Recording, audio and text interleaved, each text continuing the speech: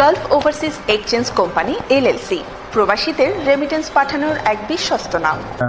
অনাকাঙ্ক্ষিত হলো চির একটা সত্য। বাংলাদেশ দূতাবাসে আমরা বেশ কয়েকবার যোগাযোগ করেছি। বাংলাদেশিদের শুধুমাত্র ওমানে একমাত্র রাষ্ট্র বাংলাদেশদের বিষয়গুলো বন্ধ করে রাখা হয়েছে। তো বাংলাদেশিদের বিষয় বন্ধ করার পিছনে কারণটা আমরা আসলে অদৃশ্য শক্তি জানি না, কোন দেশ শক্তির কারণে বিষয়টা বন্ধ করা হয়েছে। তা আমরা যে জিনিসটা ফেস করতেছি, আমাদের প্রতিষ্ঠানে বাংলাদেশিদের ভিসা আমরা চাইলেও এখন কোনো বাংলাদেশি কর্মচারীকে আমরা নিয়ে আসতে পারতেছি না।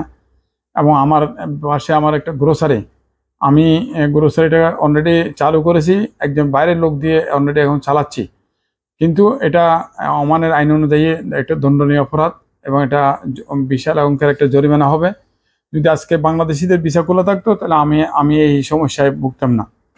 তো আসলে এবং সাথে সাথে আমাদের প্রতিষ্ঠান বা যারা বাংলাদেশি যারা আমরা এখানে ব্যবসায়ীরা রয়েছি, আমরা কঠিন একটা সমস্যার সম্মুখীন হচ্ছি। আমাদের লেবার সংকট, আমরা যদিও এখানে বাইরে অনেক হাজার হাজার লোকের কর্মসংস্থান নাই, কিন্তু সেগুলো তো আর আমরা বাইরে থেকে লোক নিয়ে আমাদের ব্যবসা প্রতিষ্ঠান রাখতে পারবে না। এখানে ওমানের আইন অনুযায়ী সেটা কিন্তু অপরাধ। তো এখন যদি বিষয়টা খোলা থাকতো অবশ্যই আমাদের ব্যবসা প্রতিষ্ঠানে আরও আমরা সফলতা নিয়ে আসতে পারতাম।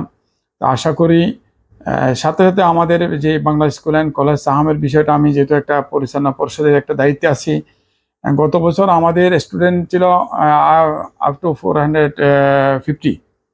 আজকে আমাদের সেই প্রতিষ্ঠানে আমাদের স্টুডেন্ট নেমে আসছে 300-এর নিচে। কারণ অনেক ফ্যামিলি দেশে যাওয়ার পরে প্রেগনেন্সির কারণে হোক অথবা অসুস্থতার কারণে হোক, ওনারা দেশে গেছে, ওনাদের নতুন বেবি আসছে, বেবির ভিসা না হওয়াতে শেষ পর্যন্ত মা এবং অন্যান্য আমাদের ছেলেমেয়েরা আসতে পারেনি। যার কারণে ওনাদের অনেকের ভিসার মেয়াদও শেষ হয়ে গেছে। তো যার কারণে এখানে আমাদের প্রতিষ্ঠানগুলো কিন্তু ক্ষতিগ্রস্ত হচ্ছে, শুধু ব্যবসা প্রতিষ্ঠান না, শিক্ষা প্রতিষ্ঠানগুলো কিন্তু ক্ষতিগ্রস্ত হচ্ছে।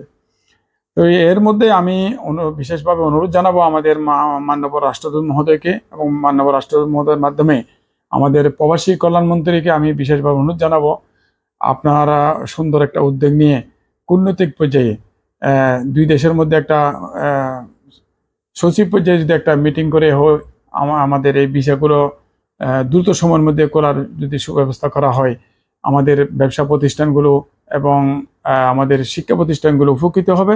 সাথে সাথে বাংলাদেশে অর্থনৈতিক অর্থনৈতিক খাতে চাঙ্গা হবে, এবং বাংলাদেশের রেমিটেন্স যোদ্ধা বলে যাদের আমরা বলি প্রবাসীদের কর্মসংস্থান, প্রবাসীদের ব্যবসা প্রতিষ্ঠানগুলো অত্যন্ত উত্তরোত্তর সফলতা নিয়ে আসবে।